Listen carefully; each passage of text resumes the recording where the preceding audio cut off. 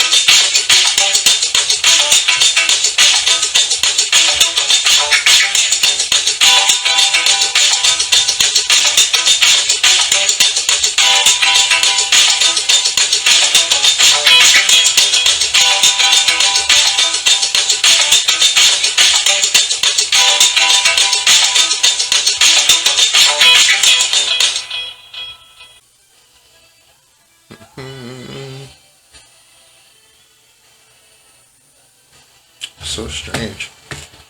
This computer's what we like to call old and janky. So, computer's old and janky. That's the truth of it. So back to my little rant here about the marijuana.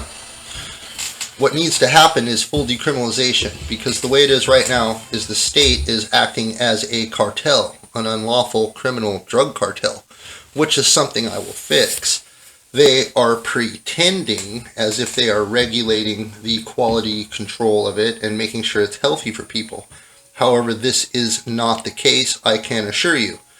What they're doing is allowing certain individuals to run around basically above the law and sell, produce, manufacture, and actually have stores to where they can operate, all for taxation. Therefore, the leaders of the state are knowingly getting enriched, okay, while violating the federal law. This is where a lot of these questions you see in the courts right now are, is federal versus state. The state is the biggest problem as far as the Constitution violators go. However, there is a bunch of ambiguous laws within the federal government that make you question the people that passed them and why they were passed, as they can't coexist with the Constitution the way that the framers had intended it. And probably some of the biggest arguments in the courts are the intent of the framers. You have to understand that when the Constitution was drawn up, there wasn't internet and there wasn't any forms of mass communication as far as I know.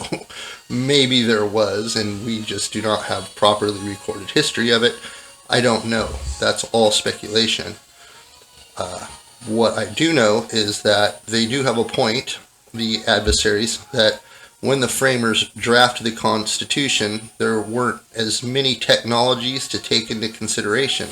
However, that should not have anything to do with the core values and the core rights that the Constitution promises. So, staying within that scope is the whole question. I would argue that they've gone so far outside of the scope on so many issues that they should not be given deference on any of it anymore, as they have already violated their oath to the Constitution several times over. The marijuana is just one example of this, and it's another issue that can be fixed by simple common sense correction on laws that are already there. There's several instances of this. In fact, I could probably sit here all night long and go through examples that would bore you to death, because most of it's just fine print technical stuff. If you look into a lot of the registries, which is where the laws are recorded, and you start going through it, one of the biggest things that the Congress does is they try to get their intent laid down perfectly in the writings, so that if it's ever ambiguous, people can go back and look at it, and hopefully the intent is defined well enough in there. Well, this has spawned a species of attorney general and of attorneys that have found ways to warp intent into whatever they want it to be. So they are technically taking words and changing the meanings of them, taking the intent and trying to draw out these maps that make the intent 180 degrees from what the intent truly was. And they're very crafty at this, and they're very good at this, and they're probably the best marketing and salespeople in the world, and they're doing exactly what they're good at. So they're sick in their head, but they're very good at what they do. So people like that need to stay into a scope, and they need someone to rein them in. But when the powers above them are evil, they don't always do the best job of deciding, if what they're being asked to do is right. The Constitution will support me on this at the end of the day. But decriminalization is important, and there's reasons why it's not being done now. And it now has led into issues with equal protection rights and equal rights for people and just in general citizens.